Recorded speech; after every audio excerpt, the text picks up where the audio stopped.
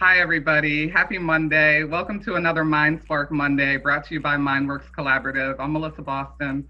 In conjunction with my co-partner, Martrice Gandy, we are so happy to have two really amazing educators within the field of special education here with us today. So we have Lauren Barnes and Reuben Jackson.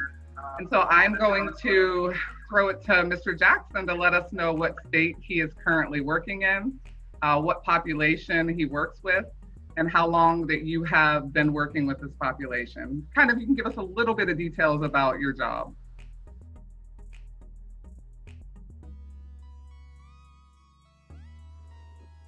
Okay, my name is Reuben Jackson. I currently work in the PG County District at Chelsea School. I'm the current Dean of Students. I've been doing that for about 4 years. Overall in the state of Maryland, I think I'm about my 8th year education. We serve largely dyslexic population, and there's a lot of ADHD, autism prevalent in our school. So there's been some highs and lows with the challenges during the conversion to virtual world. Yes, and we're going to get into that. But before we do, I'm going to go ahead to Ms. Barnes to let her introduce herself. Hello, I am Lauren Barnes, and I have been in education for about 16 years, kind of off and on. I am taught in Prince George's County and in District of Columbia schools. And I just recently joined up with Mr. Jackson at the Chelsea School within the past year. So you work with the same population then. Have you worked during the whole 16 years with that population? Yes, I was in the public schools for the majority of times, but usually teaching with the special ed population within the public school setting. Got it. So tonight our focus is going to be on the challenges and successes of working with students during virtual and distance learning in non-public school settings. So this is ideal that you both kind of have that experience in public and non-public. But as it currently stands, I really want to hear, we'll start with you, Mr. Jackson. If you can identify a challenge that, is really kind of something that has just showed itself, especially during this time of virtual and distance learning, kind of share with us some of the challenges that maybe you're dealing with in addressing the needs of your students. Yeah, it's a great question, and currently there's a few, but one of them that's kind of close to my heart because families are inviting us into their homes, and we're seeing what families are dealing with in real time, but the inequities of resources right now. We tend to think about we're serving the children that are enrolled in our schools, but they have siblings and they have families, and trying to get them to log on with the understanding that this isn't just a checklist of attendance, but there's other issues in the home. There's families with needs, there's distractions. There's a certain level of uncomfortability with this being new and them inviting us into their homes and having access to their bedrooms and their living rooms and their living situations, sharing their livelihoods. So accommodating that,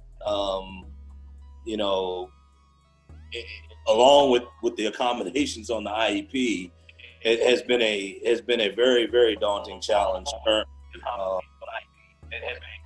We're fortunate enough to work with a small enough population that we could get out Chromebooks, but are those Chromebooks being used for the purpose that we, would have deemed most important? Maybe not, but that is one big challenge that we've been trying to adjust to since March.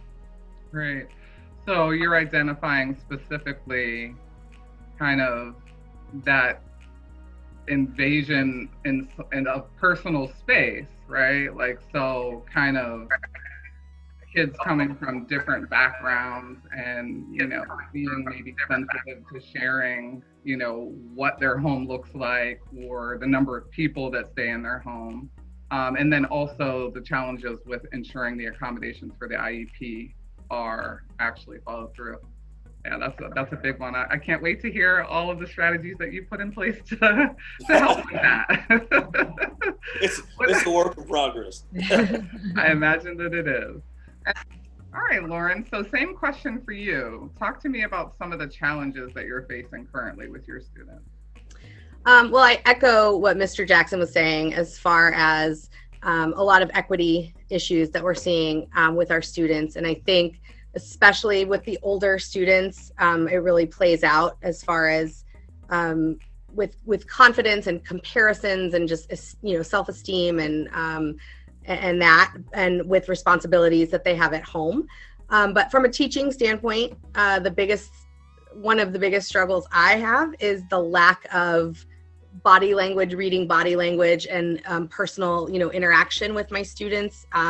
It's very hard to just see a student from the shoulders up and tell if they're having a hard time or if they're frustrated and down on themselves and need, a reassuring pat on the shoulder, or if they're off task, that I can come and give them that reminder pat on the shoulder that I am watching them.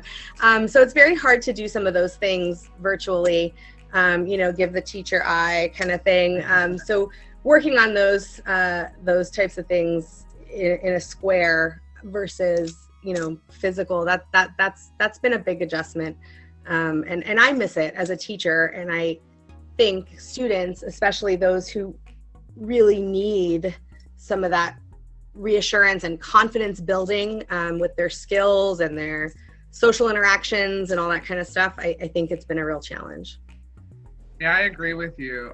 Being able to read the psychodynamic information is invaluable. And it's very hard for a number of reasons, and especially hard if you have larger classes, or at least, if you have 10.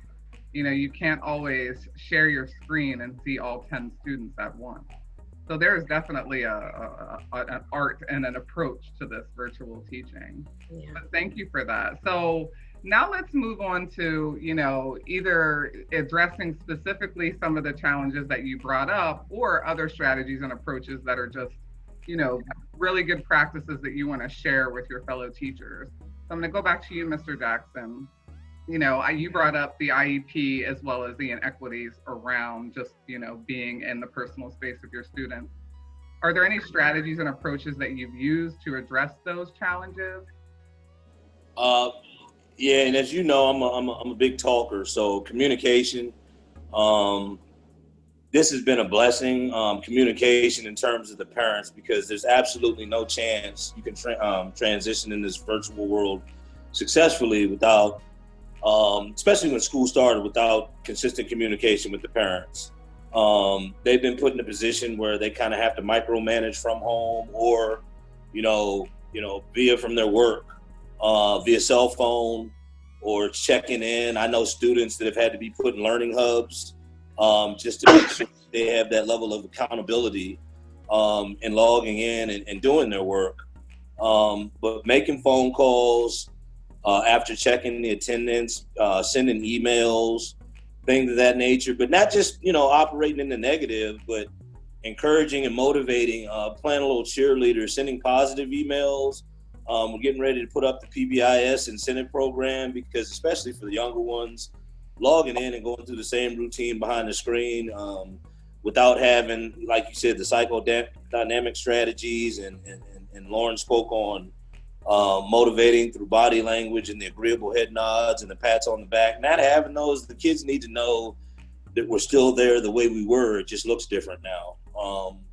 So a lot of communication, some incentives, and the biggest thing is energy.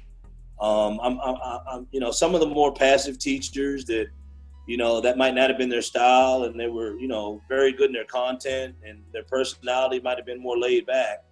We're asking them to be a little bit more energetic, a little bit more animated, using some interactive strategies. Ms. Barnes has taught me numerous strategies with Jamboards and Padlets and things of that nature to get students involved, in ways that are not just verbal, because a lot of our students, just because we transitioned into virtual, they couldn't just be muscled to be verbal just because the season called for it. They needed other ways to communicate and to have an outlet. So off the top of my head, that's what we're working on right now. Great. And just, I have to pick your brain a little bit before we go to Lauren about when you're talking about those accommodations, you know, or is there anything that you found that has been like particularly useful, or you're like, this is a golden nugget, you know, as it relates to this whole compliance and IEP? Right now, early on, positive reinforcement towards the parents, because the parents are so tired and they're so frustrated, and that's worked twofold, because number one, this is an opportunity for parents to kind of scout what their children are doing during the day when they're not in the brick and mortar. I mean, we have a policy. We don't typically want parents to be on the screen in class, because that's adverse to the accommodations they have to deal with distractions. And it kind of, I don't want to say undermines the teacher because they're the parent, but that's the purpose of having smaller classrooms and a teacher to interact with more one-on-one style. But when a parent is there, of course, that child is going to be accountable to that parent. There's a connection, naturally, biologically, all that to the parent. So, yeah, the positive reinforcement is really working good, because the parents then go deliver that to the kids. Kids get excited about it, and then they want to come back for more. Negative, not so much, even though we have to hold kids accountable to log them in, because jurisdictions are, you know, we deal with funding, you know, and if kids aren't logging in and they have 7 boxes missing in a row on their attendance or whatever it is, it's going to call or flag for a meeting. So lots of positive reinforcement up top, and some random events to bring family and school together. You know, we've done bingo night, trivia night, things of that nature. Not the biggest turnout, but it's an opportunity for teachers to build rapport. It's an opportunity for families to feel more comfortable. So early on in the first month, those are the things that have been working really well. Great, thanks for sharing. All right, Ms. Barnes, I'm very interested in hearing some of the strategies and approaches that you are utilizing in your classroom. And this is the second time that I've heard 2 of the interventions that you already mentioned, Reuben, but I'd love to hear from you, Ms. Barnes. Well, I was a little overwhelmed at first, as I think every teacher was, but then I have to be honest, I sort of started geeking out a little on kind of looking at and learning a lot of the new technologies. And I was surprised, and it's been kind of neat to see how much you can actually replicate of your classroom virtually. And I find it challenging, like a good challenging, to see like, what else could I do? And not to be like, you know, too techie and too like just jumping from one thing to another, because that's too like overstimulating, but and not just to use it, but to use it purposefully. But Padlet is great, and you can create, you know, so many different things. And the things that I like about it, like Reuben said, you know, that verbal is not everyone's learning style, and auditory, you know, and especially again with everyone watching, you know, and seeing each other, students that are more reticent or nonverbal, you know, how do you get them to participate?